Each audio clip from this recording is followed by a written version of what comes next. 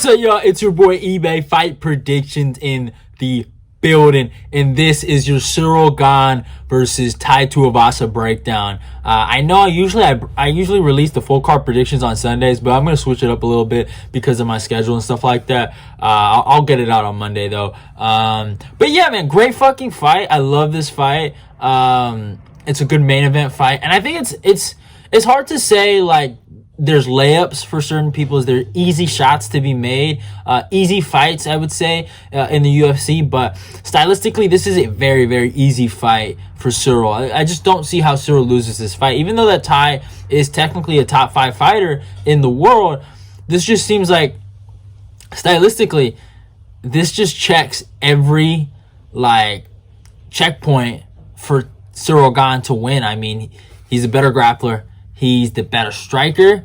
Like, he has the better footwork. You know, wherever the fight goes, he's pretty safe. The only place I can see him losing is if he gets caught. Like, Tai can hit hard. He can KO guys. I do question Tai Tuivasa's pure knockout power. I don't think he hits hard as Derek, but I think he's tougher than Derek. And he has more tools than Derek in terms of the kicking game, in terms of leg kicks, more or less. That's what I mean. But this is basically a layup, for my opinion, for Ciryl Gane. I've always felt like Ciryl, besides Francis Ngannou, maybe a prime John Jones, because I don't think the John Jones that's coming into the heavyweight division is that good. But let's give John his credit. Besides those two guys, I think Ciryl is so above everyone. I felt like the one guy that could have maybe gave him a run for his money, I always would have picked Ciryl, and I've always said it. I've always said Ciryl would beat Tom Aspinall, but I always thought Tom Aspinall versus Ciryl Gane would be a good fight. And I think, and we saw what happened to Tom when he fought Curtis Blades, right? So I think that's what they were trying to set up, but I still love the Curtis Blades Ciryl Gane matchup, and I think this is what this fight is going to set up, is a potential heavyweight interim title fight, or heavyweight #1 contender fight after after Francis defends that belt or something, or we'll find out what happened. But this is a good way to remind people who Ciryl Gane is. This is Ciryl Gane showcase. I know it sounds super disrespectful, but that's what I think. That's what I get from when I see this kind of fight, and I don't see anyone really picking Tai Tuivasa. I'm not mad if anyone does. Like, I think that's an interesting pick. I think there is a chance he might catch him, but that's about it. But yeah, man, it's a good fight. Cyryl's obviously the heavy favorite, but if we look at the record, Ciryl comes with a record of 10-1. Actually, let me look at the rankings actually real quick. At heavyweight, Ciryl is #1 and Tai is #3. So obviously Tai, ranking wise, he's supposed to be there, right? But yeah, Cyryl's 10-1, fights out of France, his hometown, right? Like, you can just see that they're really trying to, just show off Ciryl Gane. Age 32, a height of 6'4", and reaches 83. Tai Tuivasa comes with a record of 15-3. He's fighting at Australia. I think he's fighting actually out of Abu Dhabi. Age 29, so he's young. I keep on forgetting how young Tai is. A height of 6'2", and reaches 75. So right then and there, 8-inch reach advantage for Ciryl. He's the taller guy.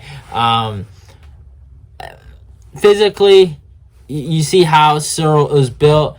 Physically, you see how Tai is built. Sometimes that doesn't matter, but the reach, the length does go in Gane's favor. And that's just another thing to look at why you got to pick Gane. But yeah, Tai, Tai's had somewhat of a crazy, mediocre kind of rise, because he went from getting cut. I remember he did get cut at one point, and he was going to fight this guy, Ciryl Gane. I think, was that going to be... Let me see. Was that going to be in the UFC? I want to see if that was actually... Because I remember he got cut. I might be wrong, but I do remember him getting cut. Let me find it. Hold up. I don't know why this is taking forever. I'm sorry, guys. Let me see where this is. Was this in the UFC? Oh, this was going to be in the UFC. Okay, I'm tripping. All right. I'm tripping. I thought he did get cut. I don't know why. I just remembered him getting cut. Or maybe it was just him and Justin Willis or whatever that guy's name is, that I was just thinking, oh, they got cut or something, But hey, it is what it is. But he had a bit of a mediocre rise to this moment, man, and he beat in Stefan Struve, Harry Hunsucker, not the greatest competition. Greg Hardy, again, Greg Hardy, Augustus Sakai, and Derek Lewis. Derek Lewis is the big win for him, and at the time when he did it, knocked him out, hometown. finished him. It was a crazy, bonkers win. But you look at where Derek is right now, you know, it's not that impressive. Derek just lost to Sergey Pavlovich, right? Just recently. So, it is what it is. At the end of the day, respect to Tai. His power is there. The leg kicks are there. But we got to talk about the losses. You know, I tried to be really nice about it, but we do got to talk about the losses. He lost to Sergey Spivak, Bligo Ivanov, and more importantly, the loss of Junior Dos Santos was just so alarming that he was punching for Mount, if you guys remember that. And yeah, obviously he has that win over Andrei Arlovsky, but he did win that fight. I will give him that. He won it, but it was very close.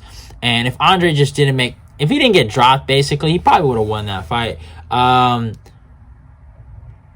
much as I like Tai, his resume isn't the greatest in the world. Augusto Sakai just lost to Sergey Spivak, right? So it's like, it's not the greatest in the world. The Derek Lewis win is a pretty good win, but in hindsight, when you look back at it, I think that should have been the pick. Is Tai? I made a mistake. When you look at Derek, he's always lost to tough Samoans, Mark Hunt, just anybody that can take his punishment and give it right back. That should have been the pick. Honestly, I messed up there. Thinking Derek would beat Tai, but yeah, Tai he overachieved in that moment, but I don't think he will continue that success against a guy like Ciryl Gane. And Ciryl, I mean, just look at the guys he's beaten. And the guys he's competed against, he went to a fucking 48-47 decision against Francis Ngannou, right? If he did not go for that heel hook, he probably would be the champion right now. You know what I'm saying? Just one fucking mistake. So he has that loss of Francis Ngannou, beat Derek Lewis, beat Alexander Volkov, beat Jairzinho Rozenstruik, and beat Junior Dos Santos, a guy that has a win over Tai Tuivasa. Also beat Tanner Bozer, Dontel May, some other guys. But basically what I'm saying is, you just look at that resume, you compare it to Tai's. I know Tai has that Derek Lewis win, but that's all he really got. You know what I'm saying? And then obviously the Andrei Arlovsky win, but that wasn't a good performance, in my opinion. It's just night and day, man. There's just no comparison. And you look at what Ciryl did in a championship fight. Yeah, he lost, but he fucking, I mean, he almost had it.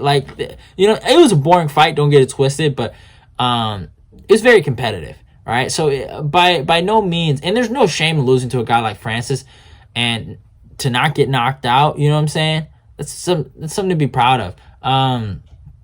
So you look at what Cyryl's accomplished, you look at what Tai's accomplished, you just see this is a setup fight for Ciryl. That's all it really is. Like, no disrespect to Tai, and Tai's dangerous. He is dangerous. I don't want to say he's not. Can he go out there and knock him out? Probably. Yeah, like, there's a chance of that. Anyone can get knocked out in this game. No one's invincible, but Ciryl could out-wrestle him. He can out-strike him for 5 rounds. He can literally do whatever he wants to Tai, honestly. Honestly, I think he should take him down, kind of show improvements in his wrestling game, kind of show guys that, that Ngannou fight was a mishap more than a trend. But, hey, it is what it is. I just don't see how Tai wins this fight. And you guys already know by the tone of my voice, I'm picking Ciryl Gane. I'm going to take him by 3rd round sub. I think he should sub Tai Tuivasa. Hopefully he gets it done. But yeah.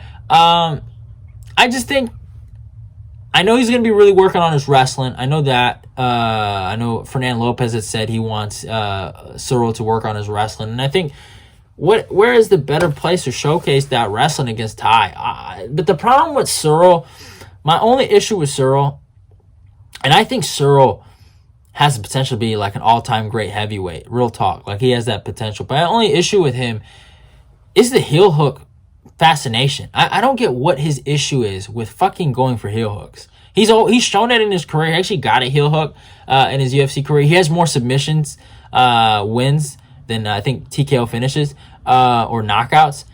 I don't understand. Like, dude, he could get on someone's back, rear naked choke their fucking ass, right? And do that. But he goes for these fucking weird heel hooks. I don't know what it is with these dudes and these knee bars and these fucking heel hooks. Fucking stop it. Take his fucking back and choke him the fuck out. That's all I really wanted to say. I just wanted to put my input there. It's like, what the fuck is your problem? Like, fuck a heel hook. Like, what are you doing? Or if you can't find a submission, fucking half guard simulator. All right, there's no shame in it. If the ref tells you to get up, you get up. Shit. So I just wanted to say that. But hope you guys enjoyed the breakdown.